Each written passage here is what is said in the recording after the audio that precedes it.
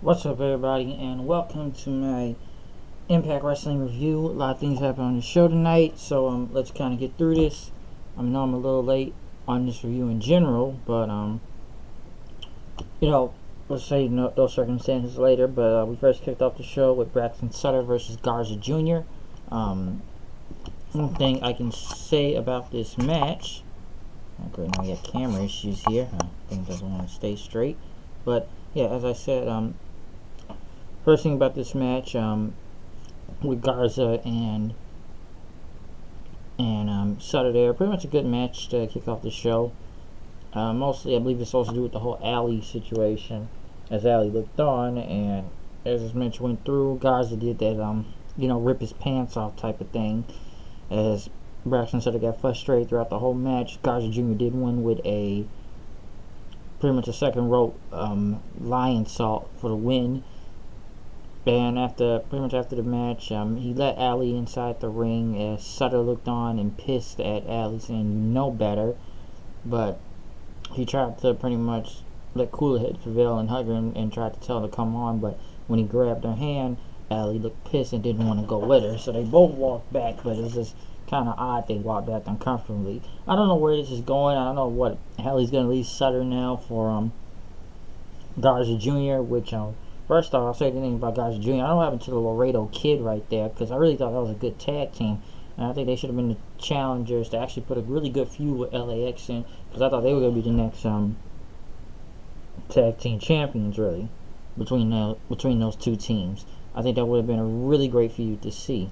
So I don't know why I'm with the Laredo Kid. And don't get me wrong, Garza Jr. has talent. I think he could go on by himself, but I think he should stay in the tag team thing right now. And some people actually would agree with Sutter, because why would you want to have your girlfriend associate with a guy that rips his pants off all the time at people? So it's like you're pretty much trying to take him away from her, or take her away from him, really. El Hijo de Fantasma, or King Cuerno, went against EC3 for the Impact Grand Championship. One thing I could say about one of the judges, Hector Guerrero was on commentary. I almost couldn't notice him since he had gray hair.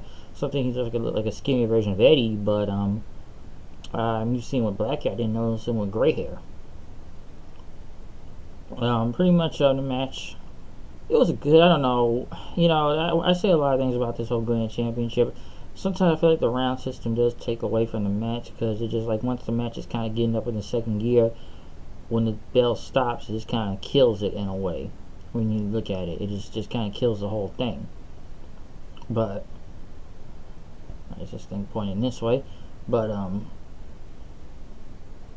it kills all mood of the match. But EC3 won the first round unanimously. Pretty much in the first. Man, this thing's not staying up straight. He won the first round. King Cuerno won the second round of the second round of the match. When he got to the third, which I will say, Cuerno did hit a good suicide dive that kind of woke the crowd up cheering for both guys. EC3 got a third round, and then Cuerno was pissed. He pretty much started messing with Hector Guerrero. Then pretty much pissed that he didn't win, pulling him as Guerrero got up and took off his jacket, ready to fight. Next thing you know, the debut of Pagano, which they kind of been hyping up, which is kind of an afterthought debut. But listen, I don't know about a lot of Pagano. I say he's really hardcore people, wrestlers in Mexico. Listen, I saw that horrible AAA pay-per-view they just did about a week or two ago. And yeah, the guy's hardcore, but I don't really know a lot about him. And they started beating up EC3 then. Next thing you know, Eddie Edwards came out for the save. I don't know where this is going with this match. Was it like a 2-on-2 tag team? I don't know. So, and it's kind of odd, like, wasn't Cuerno just, not King Cuerno, but El Hijo de Fantasma was just face, now he's heel. I'm just used to calling him Cuerno, because I like the whole bounty hunter he did thing in Lucha Underground, which I actually wish they would bring that back, but not. We pretty much with the LAX in. As they're in Tijuana, Mexico.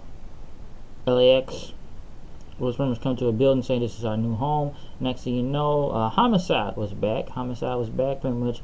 They were all happy to see each other, since we haven't seen Homicide in a minute now. And Homicide's been getting that paper selling that LAX brand beers Conan put. Stop turning. Stop turning. Okay, hopefully it stops turning from there. But LAX was, selling that beer. And since they had their own kind of club in a way, they were just going to go to the strip club and get some booze or whatever. And LAX was in the strip club. Pretty much, there's a lot of ass flying around. And they pretty much went back to Conan saying that we get everybody paid. Crap. Referees paid off. The LAX bottled water. We got our insurance Gringo Killer, which is homicide.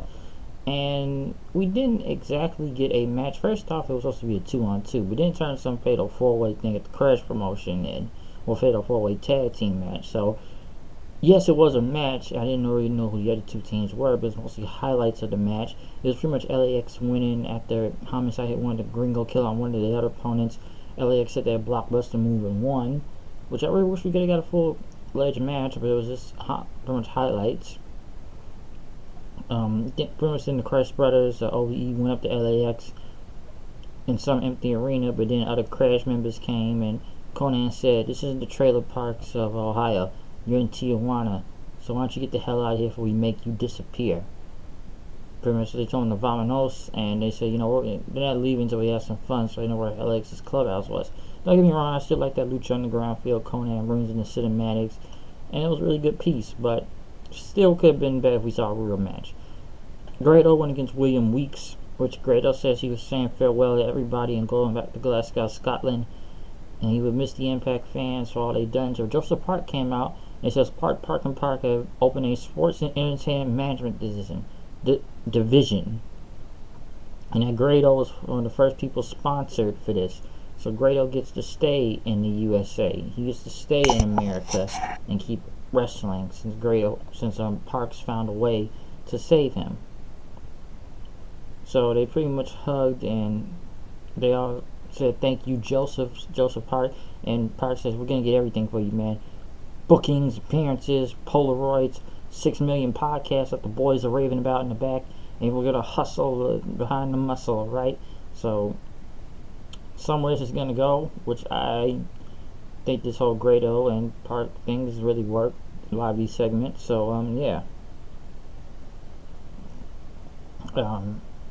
next, Johnny Impact talked about tonight as he was going to go face Low-Key for #1 contender shot at the world title, and he says Low-Key voice sounds like a movie trailer or voiceover, and he says the movie's going to end and he's going to take Low-Key to Slamtown, just like he would say in Lucha Underground, or Johnny Mundo. Instead of Johnny Impact, it's take him to Slamtown.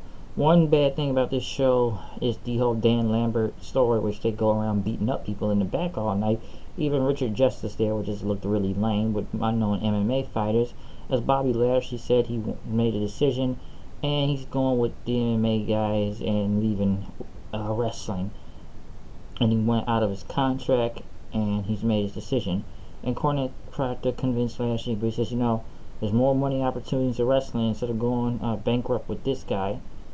And you know what? All you gotta do is confront Moose tonight, finish it off, and you will get your release from your contract and go bankrupt with Lambert. As Lashley pretty much said, gave him a thumbs up and left.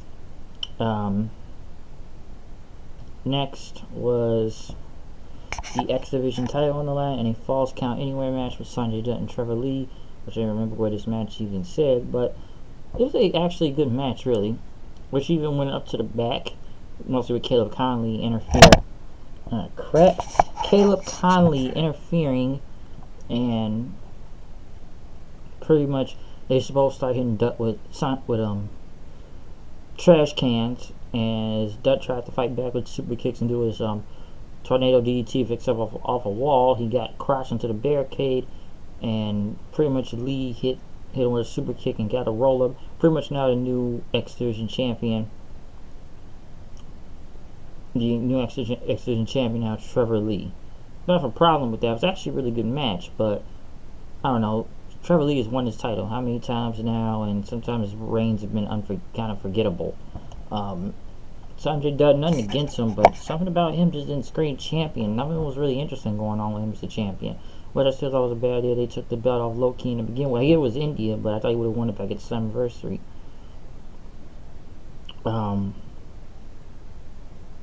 Next was Taya Valkyrie versus Amber Noble, squash match. Ty is great, so I really got no problem. I'm supposed to be doing a squash match, really, but you know, I've seen Ty wrestle so many times on Impact, not Impact, but Lucha Underground that I'm not used to. Like I said, I'm not used to her facing a lot of women because most of the time in Underground she's faced a lot of men. The only women I could say she's faced in Lucha is either Sexy Star or Evilise. Really, and can't say there's a lot of women she's faced in Lucha Underground. Used to just beating up guys, but hey, Ty is great. She's got a good look. I like the entrance music she has, almost like a royalty type of deal, queen. So I think it's pretty cool. Eli Drake cut a promo in the back talking about the dummies out there trying to come for his title, and they got T-Rex arms that are trying to reach unreachable heights. And you know, they said Mark, you know, X marks the spots, but it's gonna be Drake marks spots to marks. That's how it's gonna go. So he's gonna watch what's gonna go down tonight. Johnny Impact versus Low Key for a #1 contender shot at the World Heavyweight Championship, which I thought was one of my favorite matches of the night. And you know, we're giving this a little bit more time. It could have been better. Pretty much almost like a martial arts fight out there, some people say. And these two went crazy. Low Key just hitting I like the dragon sleeper he did off the top rope, even on the ropes there. Mundo just hitting crazy moves like that. It's like a break dance type of drop kick or some type of kick he did. It just looked cool as fuck. Like, it was just that great of a match, and I recommend going and look at this match if you get the chance. I thought Low Key was gonna win it after hitting the shotgun drop kick and then about to get the Warriors away, but Mundo dodged it, pretty much in the Starship pained him. It was a really great match. You know, it's a shame if Low Key really did leave this company, because I've enjoyed him since he come back. And Low Key's been back many times in Impact. He's came in and out, but I really did enjoy this Agent 47 wearing a suit thing, even though it didn't make sense. It made him look even more deadlier, if you ask me. Pretty much Eli Drake and Chris Masters or Adonis pretty much started beating him up then. So that happened. 2 after the match. Taya, for some reason, arguing with Karen Jarrett, one person that does not need to be on the show, so I'm not going to go through that. And as we got to the end, Jim Cornette pretty much told Bobby Lashley to reconsider, but he said no. So you just got to find out the hard way, as Cornette said. As Lashley came out saying he's going back with the top MMA, American top team, and he's going to become an MMA champion again. He says, I gotta first take care of some problems here. As Moose came out, they pretty much brawled with each other. This wasn't a bad brawl, really, I'll say that. It looked clunky at sometimes, but it was actually pretty much a good brawl with Moose somewhat getting the upper hand. And as they brawled through the crowd and back to the ring, pretty much the MMA guys came out and started beating up Moose and choking him out, and then they beat up security then. And listen, I don't know where this Dan Lambert thing is going, but it's almost like a guy, some people say, he's just a guy trying to play pro wrestler that I guess invested some money, as people say he put money in the company. I'm not sure if that's true or not, but I don't mind MMA guys being in wrestling, but if you're taking up half the show, that's not a good look. But I don't know where this is going. I don't know why the rest of the Impact roster didn't come out and help Moose at the end. That didn't make a lot of sense. Listen, I don't know if Bobby Lashley really left this company or not, but if he really did, that really sucks, because I've enjoyed Bobby Lashley in TNA for a minute now. I think he got better on the mic. He's just a great wrestler, and to be honest, I don't even think this should even be in the last part of the show. And so if you say you need to focus on some of the top guys around here, like Low Key and Lashley and Eli Drake and Johnny Mundo, that's who you need to be focused, not the MMA guys. And most of these guys don't even have names. They didn't just say one guy's name. Everybody else is just random fighters that just standing in the back. So I don't know where this is going. I know they didn't let Lashley go. I don't know if this is leading to Bound for Glory or not. I'm not sure. I really don't know. But we'll just have to find out and see. But I'm out here. I'll see you guys later. Peace.